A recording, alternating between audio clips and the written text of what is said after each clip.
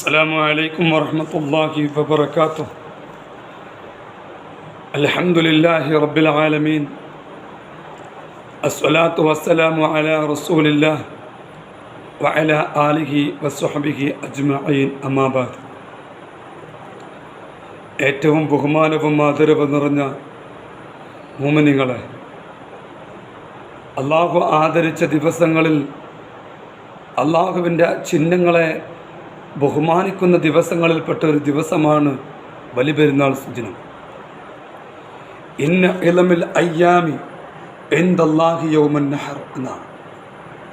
ദിവസങ്ങളിൽ വെച്ച് ഏറ്റവും മഹത്വമുള്ള ദിവസം അത് പെരുന്നാൾ സുദിനമാണ്.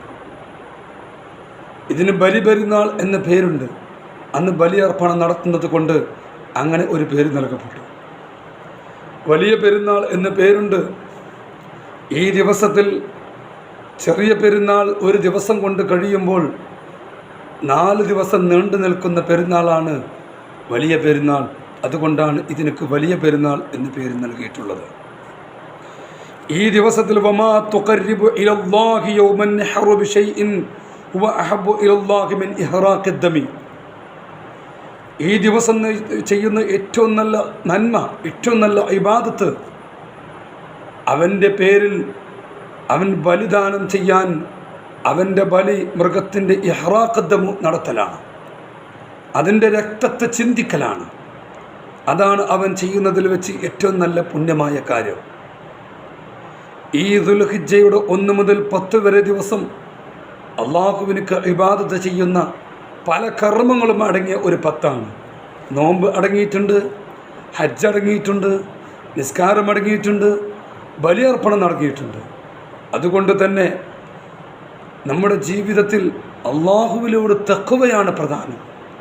മക്കയിലെ മുശ്രിക്കുകൾ പറഞ്ഞിരുന്നു, ബലിയർപ്പണം നടത്തിയിട്ട് ആ ബലിദാനത്തിന് ശേഷം അതിൻ്റെ മാംസങ്ങളും അതിൻ്റെ രക്തങ്ങളുമൊക്കെ അവരുടെ ബിംബത്തിൻ്റെ മുകളിൽ ഒഴിച്ചു കൊടുത്താൽ ദൈവപ്രീതി കിട്ടുമെന്നൊരു പ്രചാരണം നടത്തി.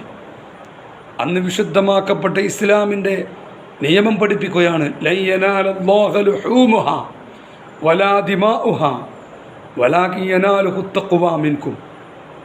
നിങ്ങൾക്ക് ഒരിക്കലും അള്ളാഹുവിനെ കണ്ടെത്താൻ കഴിയണമെങ്കിൽ ആ മൃഗത്തിൻ്റെ രക്തം കൊണ്ടും ആ മൃഗത്തിൻ്റെ മാംസം കൊണ്ടും നിങ്ങൾക്ക് കണ്ടെത്താൻ കഴിയില്ല.